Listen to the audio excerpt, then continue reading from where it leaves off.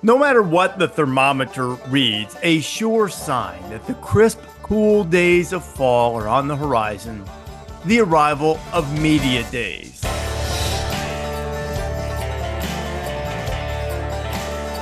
This is the College Game Day Podcast for Friday, July 12th. Rece Davis and Pete Thamel with you. And you know, the one thing that really warmed my heart, there are times that you get into the doldrums of television in the summer and you don't know what to watch. And last night I spent a little time watching a replay of the Ohio State Utah Rose Bowl just to get a little bit of a fix. But then media day arrives and I look on my screen and what do I see but the most charismatic, flashiest, newsiest, one of the most polarizing figures in all of college football on the screen. And also, Deion Sanders was with Pete Thamel at that time. So you've been to Big 12 Media Days. You pulled Deion into your orbit there to try to give him a little boost in credibility and a little recognition and attention. What did you take from Big 12 Media Days? I have to assume that most of it started with your interview with Deion, right? Sure. I mean, it's just a spectacle. Deion Sanders, Colorado, Shedeur Sanders, Shiloh Sanders. They also brought the punter, who Deion refers to as mate because he's Aussie. That's electric, by the way. No, it's so simple yet funny because it's Deion, which he loves him. He was with him at Jackson State, and he came with him. Yeah. So, but just wherever Deion went, like a beehive followed him. Like in youth soccer, it was like bzzz around. From where our ESPN position was, looking at the main stage, I was struck that like Brett Yormark stopped everything he was doing and just watched Deion's press conference, right? Like everybody was just sort of transfixed and mesmerized at what he was going to say. He was great talking to me what they ran on SportsCenter and in a few other places. He busted my chops because he'd been very convicted about winning. We're going to win was a thing he had said a few times before he went to me, and so I sort of said that to him.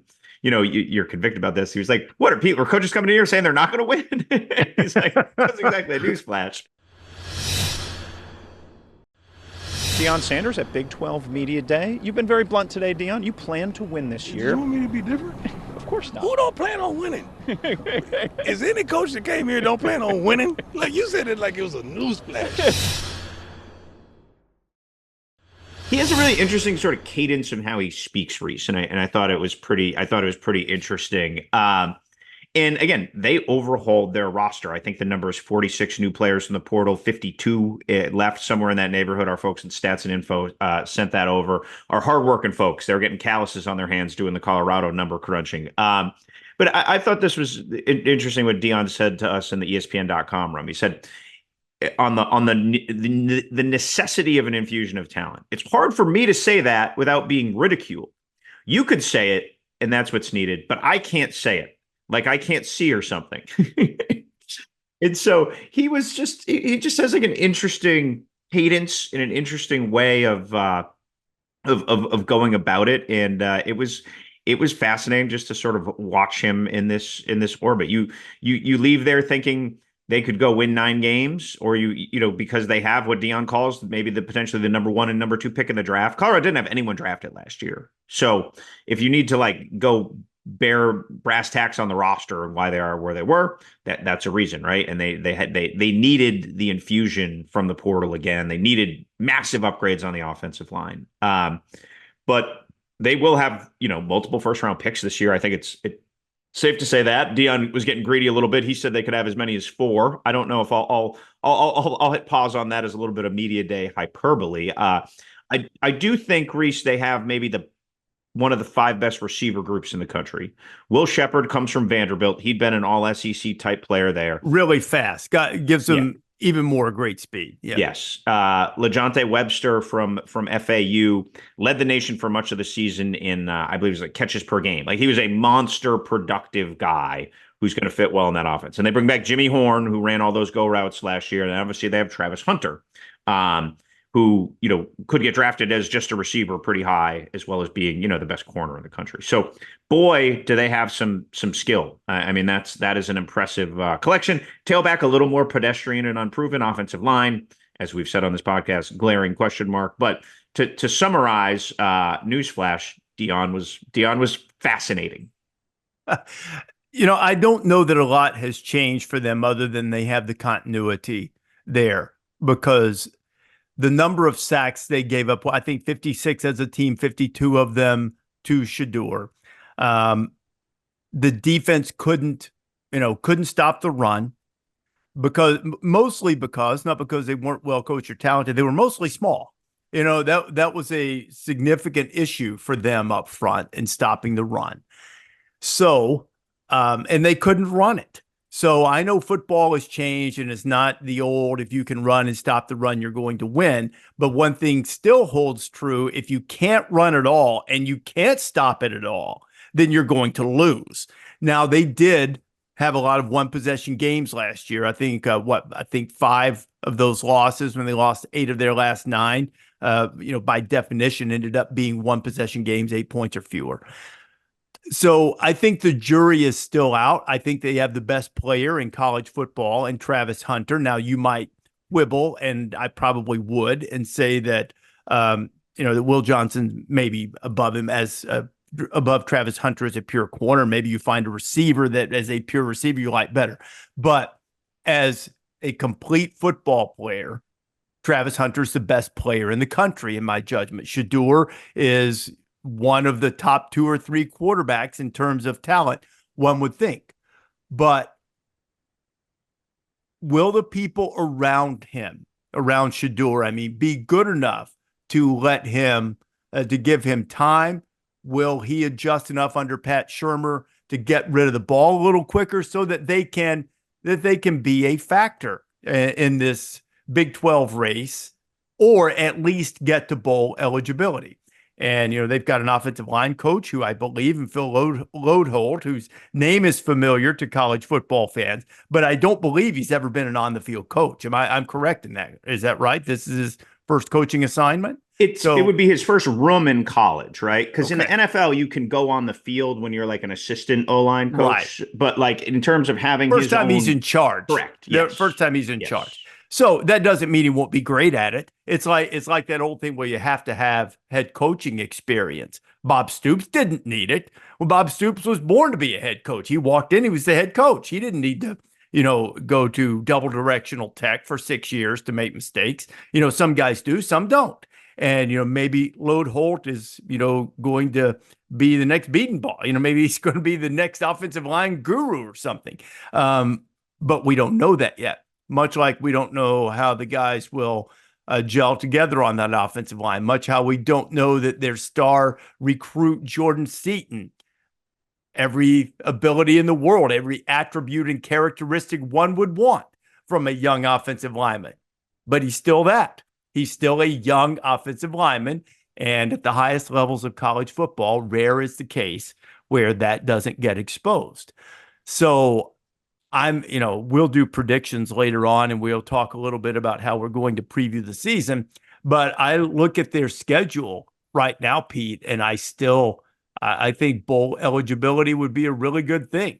They've got to go to Arizona and Kansas in conference play. They're at Nebraska. They're at Colorado State for a grudge match.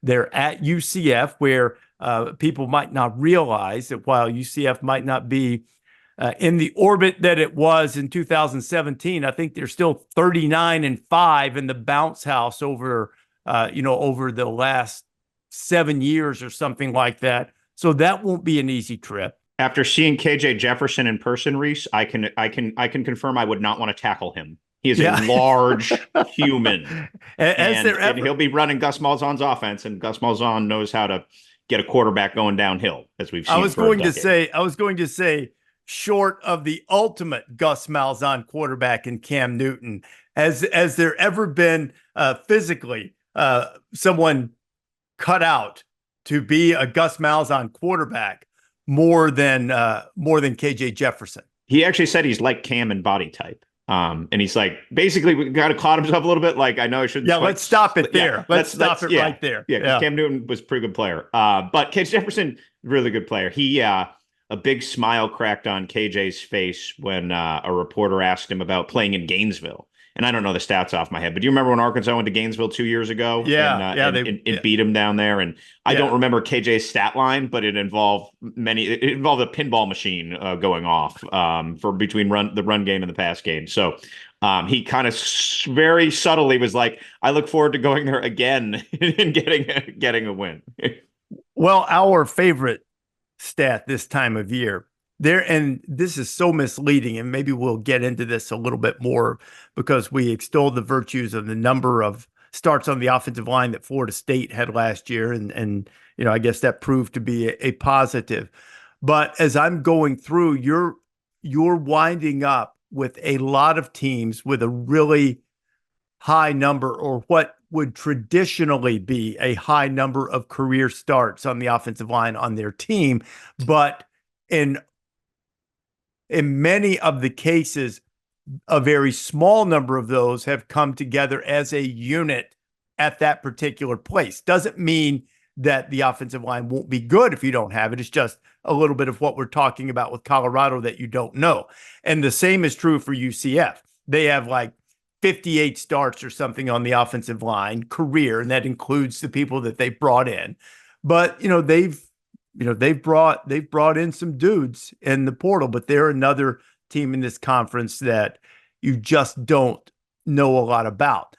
I think the team, because as a conference, there's more returning production in the Big 12 than any other conference, and probably the most experienced of the teams would be Oklahoma State. And speaking of coaches who can draw some attention and can be a lightning rod, what did you make of Mike Gundy and the Ollie Gordon situation with the DUI that he was charged with?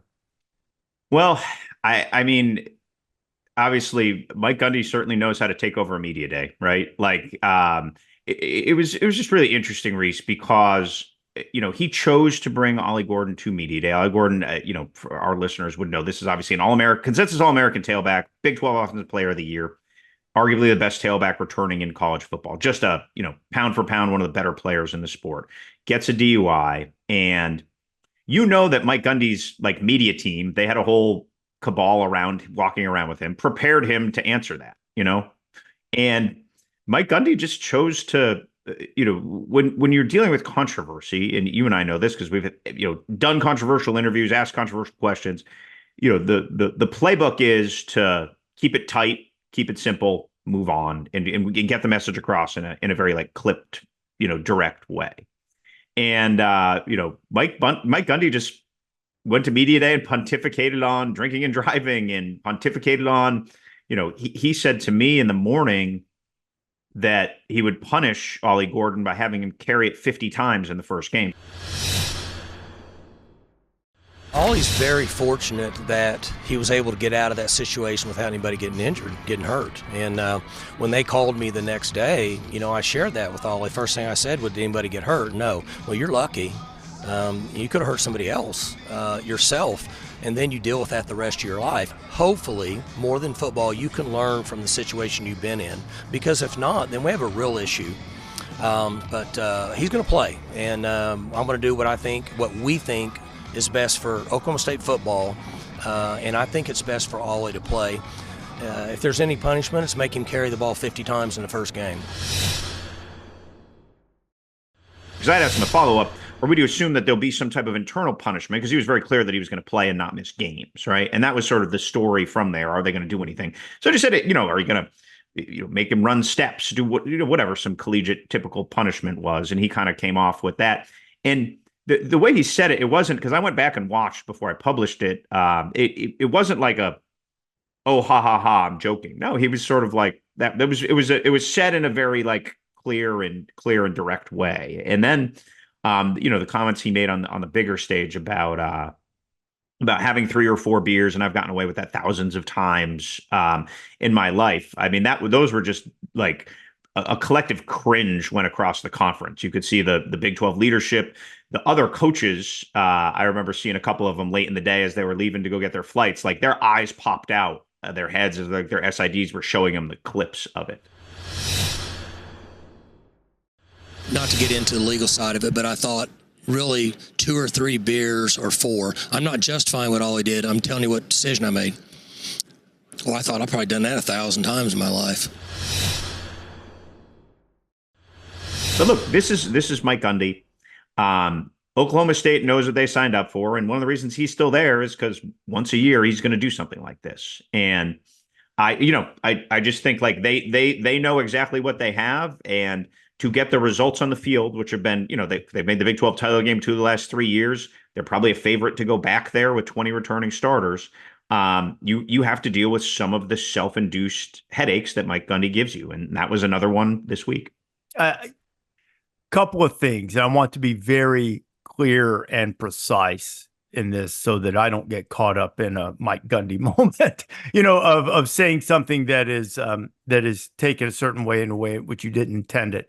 I like you in watching how he said it about Gordon carrying the ball 50 times or whatever. I didn't take it as a big joke. But I did take that and the comments at the podium as the latest clear indication of something that's been true, to quote the old country song. And I'm not really a country music aficionado, but I am somewhat conversive in it. There was an old song entitled "My Give a Damn is Busted," and Mike's give a damn has been busted for quite some time. So he's going to say what he thinks. The idea that the only corrective measure that a coach can take when a player, hopefully a young person that he's trying to mentor, shepherd along, that the only corrective action possible to get the desired result is to take away game time is a little bit misleading and just erroneous, I think. And we've seen this from, Nick Saban and the famous example that he often cites about Muhsin Muhammad, and people wanted him to kick him off the team at Michigan State, and he didn't. And what would happen? And now, he has kids who went to Princeton, which, kids go to Princeton's a really good thing. But it's a real compliment to the parents when that happens. Yes, it is. Yeah, exactly. But at any rate, I digress a bit. There are other forms of corrective measures that coaches can take with players that are effective. What those are between Mike Gundy and Ollie Gordon, between them, doesn't mean that people on the outside like us can't opine as to whether they were effective, if they were appropriate, if they were stern enough. We can do that because they're in the public eye and it's okay. But in this particular case, the corrective measures that Oklahoma State impose on Gordon, whatever they may be, might well be enough, and they might not be. So that's where we get to opine as to whether we think it's appropriate. I thought the other was more bothersome. The stuff at the podium, because I know he was trying what he was trying to say, that many people have made errors in judgment in this field. Sometimes you get away with it, sometimes you don't. It's not a wise thing to do. I wasn't sure that as I listened to that he was quite clear enough about how unwise it is. And, I want to give Mike some latitude and some grace here, because I don't think he was making a mockery or making light of any type of DUI situation. I just felt like he wasn't as clear and as definitive as he should be that a situation like that is unwise for anyone. It is particularly unwise for someone in Ollie Gordon's situation, particularly unwise, because you are risking so much. Everybody is. It's unwise for everybody, and it's elevated in a material sense, not a moral or spiritual one. That all of us would be on the same plane there about the wisdom of doing something like that. But in a purely material sense, Ollie Gordon has so much at stake. Not a wise thing. Mike Gundy has so much at stake. That is an unwise thing to do for a head coach or for a media person It's unwise for anyone. It is particularly unwise for someone who has a lot more at stake materially. So. Yeah, what Gundy said out loud is what you would say in the staff room as you're like bemoaning this to your running back coach because we have to deal with this, right? Like that's like the behind the scenes thing. The one thing too, I think is, I mean, again, what Gundy said, and I think he tried to say it to be relatable. Like, right, how many of us haven't had 3 beers? That's what he was trying. That's how I took to Pete. And I think he failed at it. I think that was the consensus result, but. You know, the details also don't line up here. I'm reading from the Pawhuska Journal Capital, local paper in Oklahoma. Video showed that the trooper found 2 bottles of alcohol, a half-full bottle of lemonade vodka, and a half-full bottle of tequila. The trooper poured both bottles out on the side of the road. So that, like, again, drinking and driving is dangerous. I think you and I, we don't need to.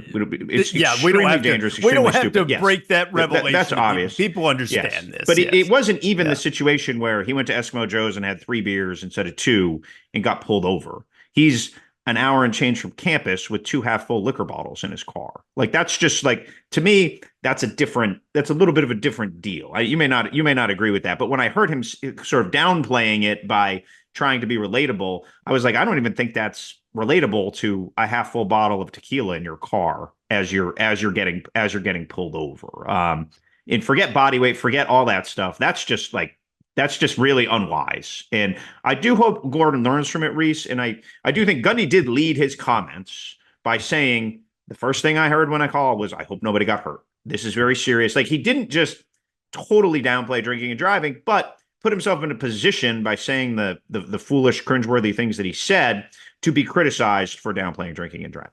And the other thing too is, you know, aside from that, and this is the time of year you talk about these things. You talked about the self-induced issues that occasionally come along with that give a damn being busted.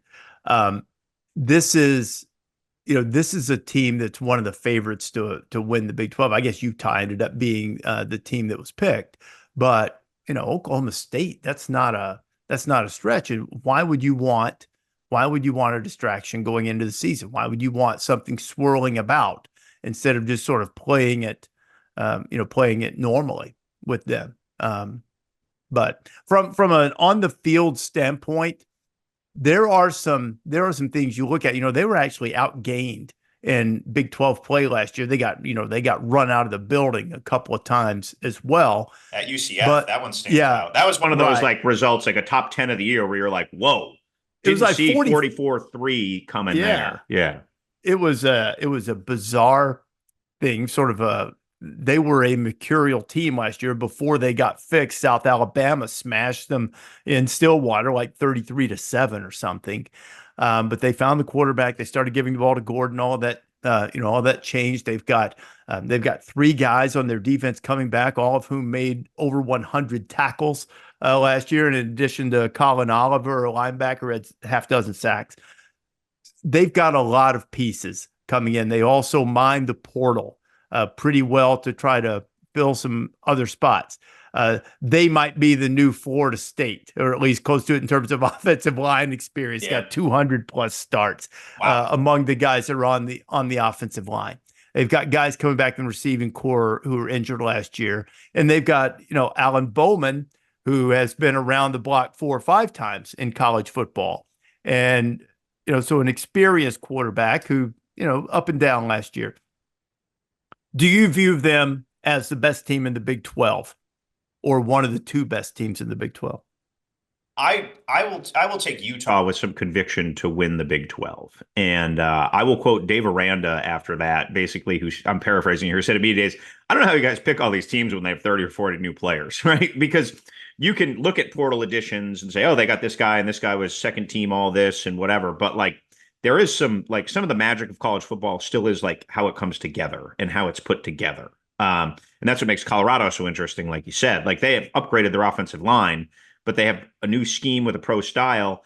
And how fast will it come together? I had no line coach tell me once, it takes 4 weeks for a line to really gel of playing. Like you can't mimic some of that stuff in practice. And so that's one of the tensions with a lot of these teams that have rebuilt through the portal is how can you expedite that? But to go back to the bigger thought, yes, I think absolutely Oklahoma State can, could play for the Big 12 title for what it would be, what, the third time in 4 years. I sneaky like Iowa State. I feel like they've just done a nice job. They found Rocco Beck. They found their quarterback.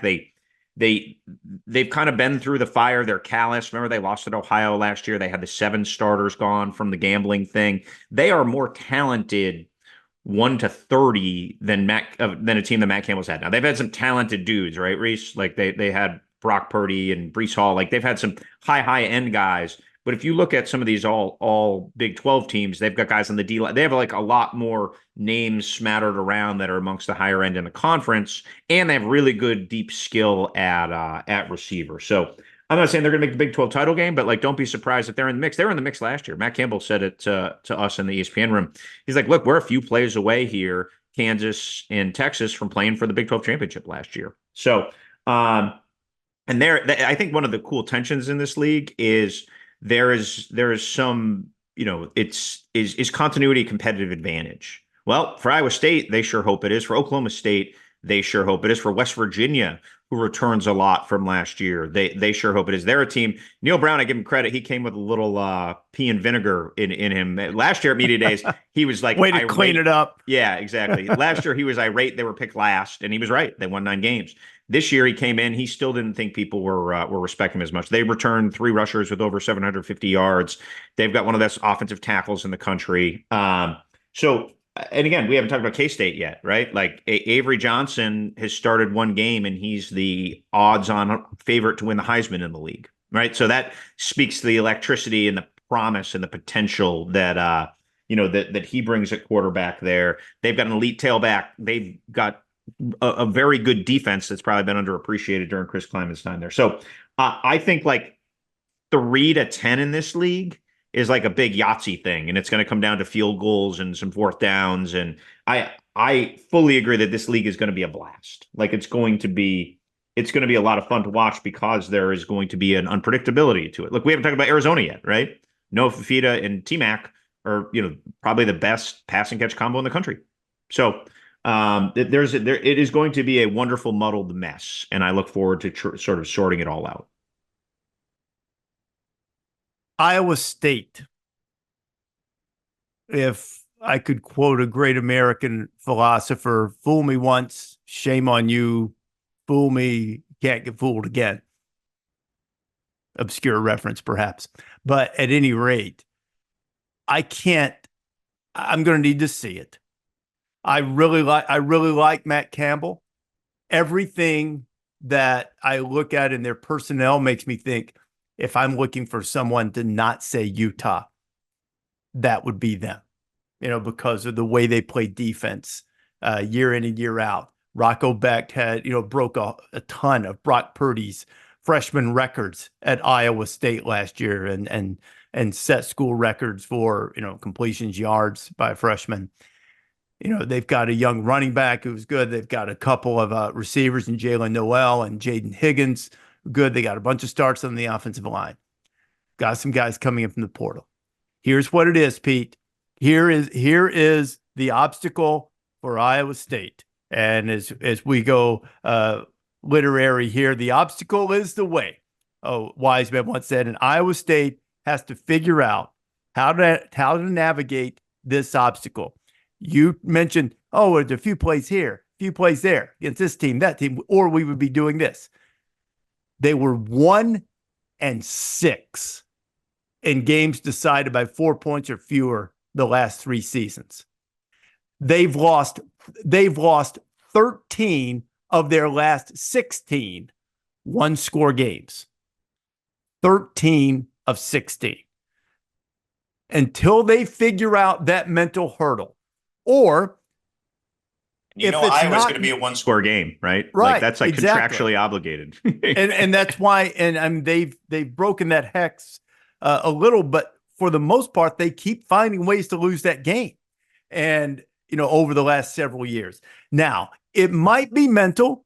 That's what I suspect. It also could be stylistic. Maybe you need to be a little more aggressive in certain situations on one side of the ball, or to put somebody away. There are a lot of things that hours and hours of self-evaluation and film study might give them an answer to it being something more than just a mental block in close games. But they've got to overcome it. They have the capability of getting to the Big 12 championship game, and by virtue of that, then you're in the mix for a playoff spot. But that's the obstacle to me. That's what I'm going to need to see before I believe. I really like Campbell. He's done a remarkable job there because that's one of the hardest jobs in the country, and he has been a consistent winner. And he's a bright young guy. He's defied gravity. Yeah, he doesn't always love to do media, but when he does, he's a pleasant guy to talk to. He was great at media day. He was just good to chat with. He's a big thing. Yeah. Like, he asked a lot of questions about, hey, what's going to happen next with all the different stuff swirling in our chaotic environment and everything. He's a thoughtful guy, but he can be a little bit elusive. If they win at Iowa, Rece, the schedule sets up really well for him, right? Arkansas State at home, at Houston, who's going to be down, Baylor at home, at West Virginia. Again, very tough game. Even the worst West Virginia teams are going to get somebody at home, right? And this is a very good West Virginia team. So, yes, exactly. So that's a hard place to play. That's not a gimme. Then they have UCF at home, Tech at home, Kansas in Kansas City, Cincinnati at home, at Utah, and then K-State. So they close, I think some of the Big 12 scheduling is a little bit dynamic here, right? They are going to be setting themselves up for really big November games, and that appears to be the case with just how Iowa State is going to close there. But don't be surprised if they're going into that Utah game with a shot at the Big 12 title game, which gives them a shot at the playoff. I really want. My logic in my head tells me don't pick against Utah, especially if Rising is back and Cam Rising is back and stays healthy. I want to think that because this conference is so balanced, you're going to have something a little bit unexpected, and I want to pick Kansas or Arizona. I just kind of want to, not because just I like them, but they, Jalen Daniels is as dynamic a quarterback, certainly in terms of dual threat, as there is in this conference. And if healthy, one of the best in the country. And then of potentially this season's man crush of Arizona wide receiver Teteroa McMillan. So, and you mentioned Fafita earlier. Have you sent a love letter to certify it? Not yet. Okay. We'll see how this goes for a little while. You put like a little heart stamp on the envelope when you seal it. Depends. Let's see what happens early. But you look at their schedule too. They even, Arizona has the early game against Kansas State. That's a non-conference game. Yes. Because it was already scheduled. It's obviously both in the Big 12. It's already scheduled, but they will both play a full slate of Big 12 games, and one of their non-conference games will be against each other. So you'll get a little bit of a measuring stick. Yeah, absolutely. That's going to hurt the Big 12 because both of those teams, theoretically, K-State and Arizona, are going to be in the championship conversation and in the playoff conversation. And again, this is not a criticism. By the time these leagues shook out, they did not have a chance to rejigger their schedule. And look, it's going to be a Friday night primetime game on a national television stage. So good for those teams for scheduling it. We'll watch every snap and love it. But one of those teams walks away with like a loss, and that feels to me a little bit like an unforced error, right? Mm-hmm. Like guaranteeing one of your conference title contenders, one of your playoff contenders, in theory, is going to have an extra loss to contend with. To me, that just feels like we'll be talking about that more post than people are probably going into the season. So, end of interjection. Continue. But in order for that to be the case, I mean, you could get a rematch, which would be really fascinating if, one was a non-conference game and then those two were to find their way to the conference championship game. But what you're talking about, though, is a potential second team from the Big 12 making it. Do you think two teams will make it from the Big 12, Rece? I was just about to ask you that, but since you asked first, I'll say I don't think so. Interesting. I think it's not because I don't think their team's good enough, but I think the conference is so balanced that you're probably going to find an extra loss or two somewhere along the way. Yeah. And it may be, you'd have to look at the numbers at the end, but at first glance, I don't know that there is enough to offset it. You know what I mean? Like there would be enough of a enough value placed on, winning a couple of those games, even though we might know they're extraordinarily tough, that would lift them into the realm. Now, a lot of that's going to depend on, how does the third or fourth team in the Big Ten and the SEC, how do they look? It could 9-3 SEC versus 10-3 Big 12 title game loser. Depends on like for the 10th spot or whatever, 11th spot becomes the tension. Pete, I think it comes down to, and I'm not trying to dodge the question. I think generally it would be fair to say that it would be the SEC team.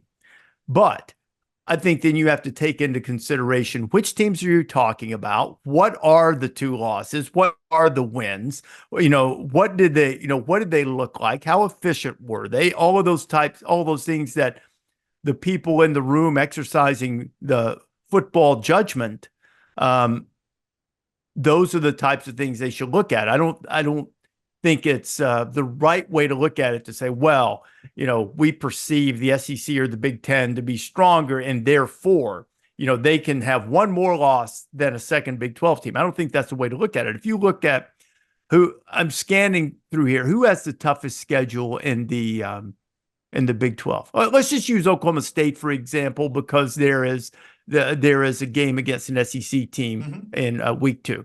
They play Arkansas week 2. Let's say Oklahoma State. Don't forget South Dakota State. Let me just drop that in there. Right. No, I know it. They've got that long winning streak. That's one of those games that there's no value in scheduling that except to the Jackrabbits. But I'm just saying, for the sake of our comparison, let's say they've won that game. They end up losing a couple, but they beat the brakes off of Arkansas in Fayetteville. Now all of a sudden, I think that game in Stillwater or Fayetteville? I'm sorry, you're right. It's in Stillwater. So you're right. It's in Stillwater. So let's say they beat them home game, they handle them, and Arkansas is, middle of the pack in the SEC, or, 7-5, something like that. Well, you've got a good win against a team from this conference that is supposedly boosting up everybody else's schedule. Now you do that, or maybe Kansas is an example because they have a game against a Big Ten team in Illinois. I'm scrolling down to try to find an example of the responsible opposing view on the schedule. West Virginia hosts Penn State week 1. I think that's probably your bell cow game, and then Colorado goes to Nebraska week 2. That's another one. UCF in Gainesville, which we referenced earlier. Gus Malzahn, give him credit, he's an old hand. He's been in a bunch of leagues. He's like, we need to win that game. For our league, we need to win that game. And he understands. And Whittingham said this: the only way we really get respect is make the playoff and win in the playoff, right? Like that's going to help, pull you closer to the top 2 than that. So sorry to interject. No. I'm just saying that if you don't have that type of win, this is a terrible example because Arizona State's not yet ready to be in that realm. But Arizona State plays an SEC team. They play Mississippi State. Mississippi State, I'm not sure anybody thinks is going to, if they win 2 conference games, that's probably, a pretty good run for Old Bully. It seems like, at least in the preseason. Maybe they'll prove us wrong. So to the example of, do you take the 3-loss SEC team or the 2-loss Big 12 team? It has to be evaluated on who did you play, who did you beat, how did you look doing it, what's the strength of your team? As opposed to making these blanket statements that this league is tougher than that league, therefore you can afford one more loss because, maybe that team in the SEC or the Big Ten didn't play the same level of schedule. The other Big 12 trapdoor, Rece, is Utah hosts Baylor week 2 in a non-league game. Now, conference officials would be very clear for you that they can't root for any team, but you darn well know the Big 12 doesn't want its favorite, right? It's in its bell cow losing to one of the worst 3 teams in the league, because that would really upend the Big 12 reputationally. So those are the 2 interconference, non-conference games, phrases we didn't use often 10 years ago. And yeah, it'll be very interesting. But look, you leave media days and you think, man, everyone's going to go undefeated, right? You know what I mean? There's so much optimism and there's so much whatever. But I think if you distill the Big 12's fortunes down to a few factors, a couple W's in those non-league games would really, really help them reputationally. And for a team like K-State that I think is going to be really good, that's going to be, you would rather have K-State playing, Minnesota or playing Michigan State, right? Something like that to go, or, Mississippi State or South Carolina or something, than you would having him, go play a league team in a marquee game like that.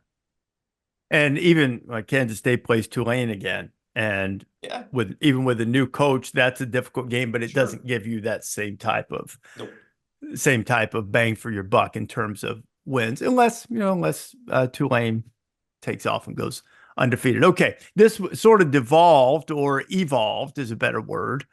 Somebody should edit that. This is sort of evolved into a Big 12 conference preview, which wasn't necessarily the plan for this, but we might as well wrap it up that way. Who plays? Subject to change. We make official predictions a little bit closer to the start. Coming off your scorching days of 194 degrees with no humidity, at least in Las Vegas, who plays in the conference championship game? Let's say Utah and Kansas. That's what I was going to say. We think alike. I know it. So I won't. I'll go the other way because I told you I wanted to pick Kansas or Arizona. I'll say it's a Pac-12 reunion. I'm going to say Utah and Arizona then. All even right. though honestly, I think Kansas State and Oklahoma State will probably drop the Big 12 elbow. Or is it still the Big 12? We didn't get a corporate sponsorship deal out of that yet, did we? No. While you were there? They didn't. It's not the Bellagio 12 after this week. So okay, I saw where your Mark, who actually I got a chance to spend some time around in New York back in April at an event, and I find him a compelling fella. He's a compelling character. There's no doubt about they that. first wanted to keep the 12, and he said if they changed the name of the conference and decide to go away from the number 12, that they probably have to go back to the whole drawing board and start over and make sure that they do it right. If you do the corporate sponsorship and the corporate sponsorship has 12 at the end of it, insert company name here, 12, that makes 0 sense. You got to go to do the number that it is. I just think you have 40 years of branding on the 12. So you don't. Not 40. I mean, it didn't come into existence until 1996. 25. And before that, it was the Big 8. And I think it was the Big 7 before that. So it's almost 30. So I think we think of the 12. You go right like Big 10. You think of the Midwest and slate skies and November weather, and you think of the SEC. I just think the 12 is that area. So I am. My sensibilities are not offended by keeping the 12. Nor, by the way, am I offended by the corporate name. Like, whatever. This thing's been for sale for a long time. It's just I'm not just out of the black that. market. So yeah. I'm not bothered by that at all. Do you know what the ancestor of the Big 12 is, the original one? Well, is it the Southwest Conference? Well, that was part of it. Or you have a smile. There's like a wry little twist here that I'm not gonna be able to get. I think the 5 charter schools, some of whom are not there or in different ones now. It was like the Missouri Valley Intercollegiate Athletic Association. I believe there are 5 of them. I believe you can trace it back. That was Kansas, Missouri, Kansas, Missouri, Nebraska, Iowa, and Washington University in St. Louis. You're going way back. I'm going way back. Yeah. So, and I think, if I'm not mistaken, I'd have to look and see, but I think there used to be. Yeah, I am looking now and confirming. Before it was the Big 12, it was the Big 8. Before it was the Big 8, it was the Big 7. Before it was the Big 7, it was the Big 6. So, I mean, we've changed the number before, so we might as well You can go 16. Yeah. Larry Why don't Scott's we the go- only one in why my don't we lifetime go- Who's changed the number? So Why don't they just why don't they really get aggressive with their marketing and go away from big? Everything has to be big. Just go large. How about like the Rand McNally 12 because or the TripAdvisor 12 or the Zillow How about 12 or something? How about the because, Gargantuan 16? Yeah. The whatever it is. TripAdvisor, the TripAdvisor, the huge TripAdvisor 16. Yes, there you go. I'm not going to say TripAdvisor again because they're not paying us one penny. Jumbo. Yeah, I was just thinking of how I used Maps. Remember it was MapQuest back in the day? You'd fly to some town, have MapQuest printed out to like get to campus. So Are you old enough to have actually had a map in the car? oh yeah, Like yeah. like Early a in my career, I folding kept one paper in my map? bag. Like yeah. Oh, did you? Oh yeah, that's real. I would honestly fly places, drive to a gas station, and just ask for directions. Well, that's what people used to do, and that was when we were a proper society and spoke to one another. Now we just look at our phones and we don't talk at all. So wait, what'd you say? Exactly, precisely. Okay, we've exhausted our time here, but before we go, this calls to mind. Give me your best. I'm Pete Thamel. I'm out chasing a story, and I got lost trying to make it. Give me your best story of getting lost. Ooh, I mean, I've been lost a lot. Just driving around. Man, that's a really good question. I don't know if I have. There's some stories of like I'm trying to break a story and I'm not in cell service and I'm like panicking, pulling over, like Marty McFly trying to catch a lightning bolt with my phone. Hit send on the tweet. Have we told the story on the podcast of when I made an ill-timed joke that made you fall out of your chair? We're not going to give credit to the person that I claim, but Pete, have we told this? I don't think we've told The this. story, no. Okay, I don't think we've told the story. I'll tell it then. This was not very nice of me. I was not thinking of how seriously Pete would take this, though I should have known. We were doing a podcast, I think it was last season, and Pete had a story. He had it before everybody else.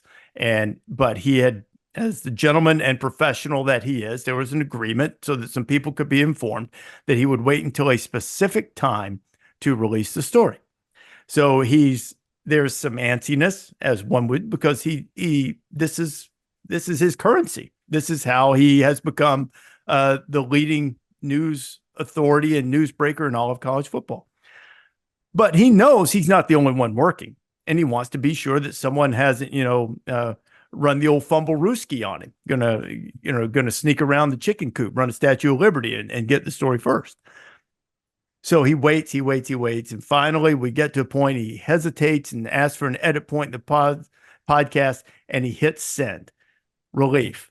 And then I pretend to look at my phone and say, rival reporter tweeted this at the time. I remember the time. The time was 12:30. You could go. I said tweeted at 12:29. Pete literally, not figuratively, literally fell out of his chair and onto the ground. And I'm like, Pete, I'm kidding. It was a joke. You won. You got it. you broke the story. So if you ever doubt how seriously Pete takes his craft and also the integrity that he has, not to do different forms of malfeasance in order to get stories. That's a great example. It was like my wife and I were watching The Crown last night, and the tactics, the unscrupulous tactics that were used by the BBC reporter to get the Princess Diana interview back in the day, that was not of high moral character at all. I've not seen The Crown. My wife does love odd British Drama, so I'm sure it'll like pop up on a television in our condo soon. But I like the early ones better, Pete, because to be honest, because now I don't know if it's because I was alive, even though I don't have much of a fascination per se with all of that royal family stuff. I could care less about the royals. Yeah, I mean, I don't either. But you were at least vaguely aware of everything that was going on with Charles and Diana because we lived through it. The earlier episodes, it's been quite some time since we started it. This has been a slow process of, between watching sports and other things to get through this. The early ones about, when the king abdicated the throne and how Elizabeth came to power, those were fascinating because as I watched, I would find myself Googling and say, did that really happen this way? You would see a scene on the show and you would wonder how much of it was dramatized for effect. And a lot of it, at least from my cursory Google searches, were fairly historically accurate. So I liked the early episodes a lot because I think it was something that, maybe you learned in a history class someplace, but king abdicating a throne for an American guy. Yeah, that's out of the Rolodex. That's out. I learned it. I regurgitated it on a test. We're out of here. But I thought that part was pretty fascinating. But unscrupulous tactics used by a reporter, for which later, according to a search, the BBC apologized for. So at any rate, I'm glad you don't do that. I'm glad to be associated aggressive, with you. but not unscrupulous. Correct. It's a fine line. So fabricating, according to the show, again, fabricating bank statements to make someone look bad in order to secure an interview is probably not the way to go. Anyway, that's your life lesson for today, kids. We've given a few of them on here too. So thanks for listening to the College Game Day Podcast. Download wherever you prefer to get your podcast, or better yet, subscribe. And in the coming days, we have some season previews with a twist, with a nod, perhaps, to the new 12-team playoff field. Have a great weekend.